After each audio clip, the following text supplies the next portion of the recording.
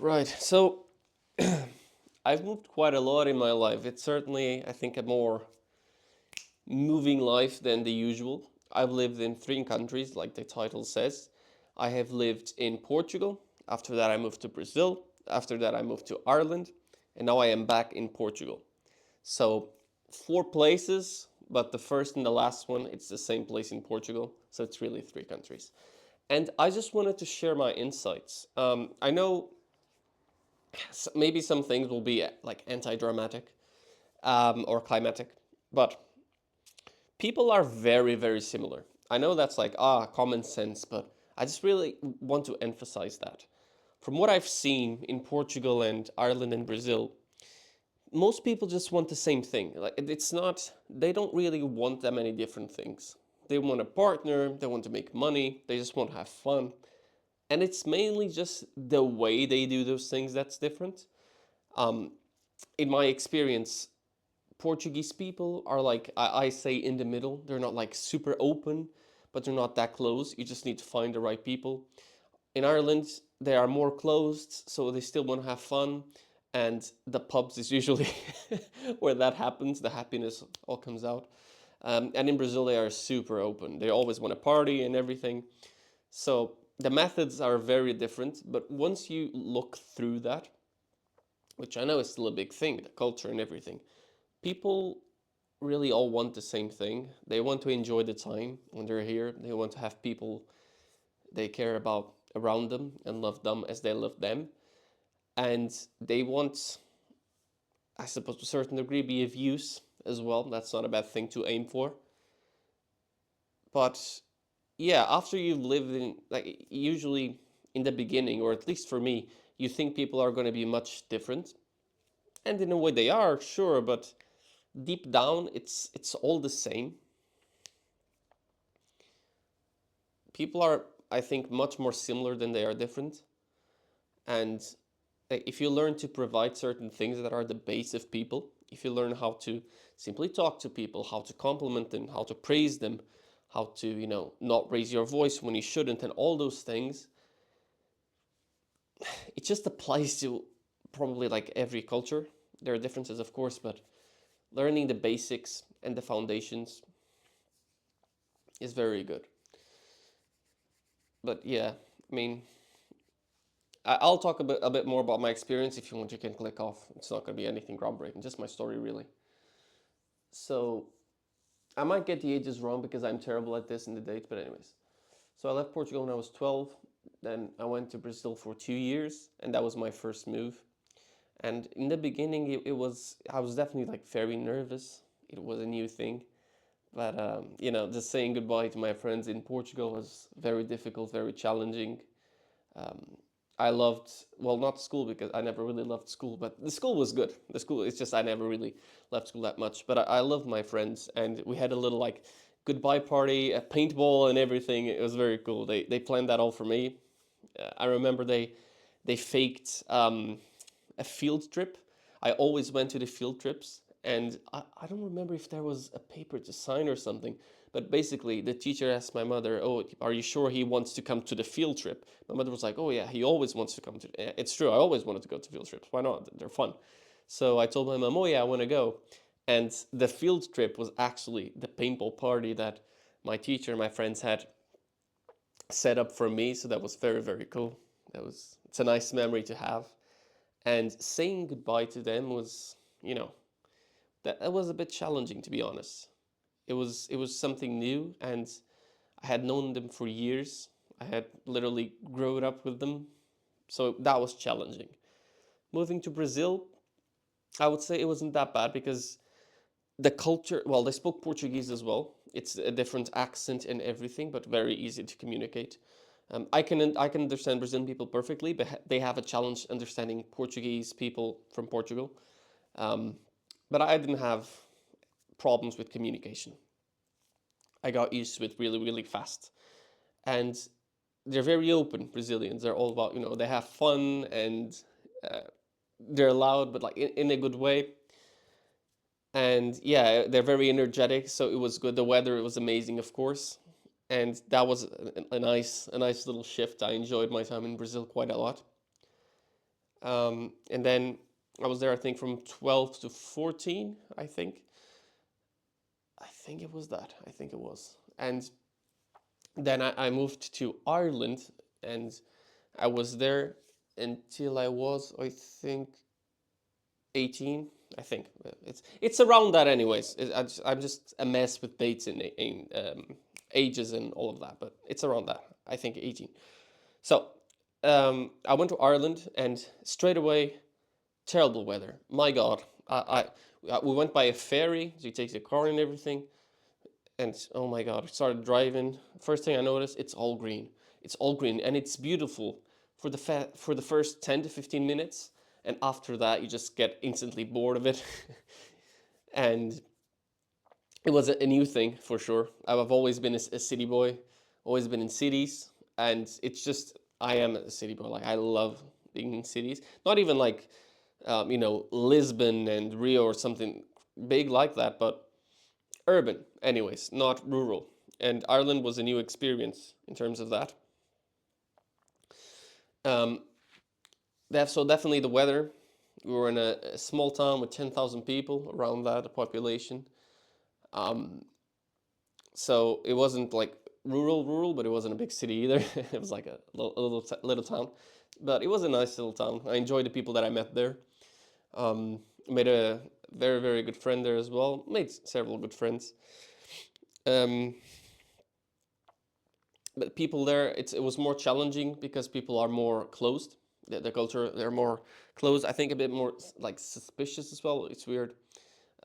They're still nice. They're polite and everything, of course, depending on the person. But it's hard to get down there. It's hard to connect with them sometimes. There's a lot of like superficiality at first and still politeness, but yeah, it's definitely, I think, easier with Portuguese and Brazilian people to get talking more easily and get to connect deeply. And maybe it's just my opinion because the culture is more different. Obviously, in Portugal, I grew here from 0 to 12 years of age, so I'm used to that. In Brazil, it's all right. Like, it's similar. It's not the exact same, but it's very similar. So maybe it was just a culture thing for me. Well, it certainly was, but maybe it was just my bias. The main one, the main thing is definitely the weather. My God, the weather was terrible. It was shit. It was always raining. That was the most challenging thing for sure. Going from sun in Portugal and sun in Brazil to just rain, rain, rain, and being stuck inside the house was terrible. But I liked the town. I met some good people, some good friends that I miss now that I'm in Portugal. Unfortunately, I'm not with them anymore. Can't go out and have fun, but life is like that sometimes. Just don't know what's gonna come to you. Just gotta make the most of it. But yeah, lived in that little town for a while. It was a good time, and I enjoyed it. Um, Going for walks when it wasn't raining, which was often the case, and getting something to eat, and just sitting by the bench and looking at the river, and everything was cool. After that, probably the worst period of my life was when I went to a more rural place. So I wasn't in the town, but it was a town that was close to the town. Okay, I'm making this more confusing than it sounds. Town, 10,000 people. Then I moved to a different place, and that town had 1,000 people, but I wasn't living in the town even. I was more further away, even in an isolated house. So I think it just went totally against my instincts of being a city boy. The rural life was not for me. Um, and I was full of allergies as well. So when I would sleep, I would just wake up in the middle of the night with a 100% a blocked nose, like every night. It's terrible. And yeah, I mean, I was pretty depressed at that point. Nothing like dangerous or anything, but sort of just numb, you know. And there are more personal things that happened during that time. But I think that house, that rural place, because of the lack of social connection and the presence of isolation, really affected me mentally, much more than COVID, than quarantine, which is funny. Because for me at least, like I don't need I stay home often, but it's not the staying at home that gets me. It's the not being able to go out there and look at people and talk to people. When I have that restriction, which I had in that rural house, where I can't do that, I'd have to drive if I wanted to get somewhere, and not being able to just take a walk is massive for me. If that's just a massive hit to the mental health, and not having people around that you can see, like I can now in an apartment, like there's loads of people around, and just having that social possibility is so big for me. But yeah, as soon as I landed, I noticed that when I came here to Portugal, when I returned after Ireland, I noticed that change, which which is why I just confirmed that I'm a city boy for sure. Like it's not even a doubt. The rural life is not for me. Maybe when I'm older, maybe when I'm close to retirement, I'll go to a rural place. Yeah, it's been nice, you know. I've met a lot of people. I'm terrible with keeping contact, so hopefully they don't think I hate them. It's just not the case. I'm just terrible at keeping contact. I don't know what it is. I don't know if it's a genetic thing. I don't know if it's I just learned that. But yeah, I'm it never works out for me to sort of like keep connecting at a distance. It can. It has helped with like one person that I talk to constantly, but I always find it challenging with like more than one person. Um, so yeah, it's nothing personal with this with the friends that I met. So hopefully they don't think that it is. But it's been very interesting just living in three countries and experiencing three different cultures and seeing the differences, but at the same time the similarities in all of them. And I think it just boils down to that the cultures like it determines how people do things, but at the end of the day, it's all with the same desires, if that makes any sense. Like the Brazilians, when they want to have fun, they go have fun, they laugh, and the Irish are a bit more close, but then when they're in the pub, they let it all out, you know. So it's all different.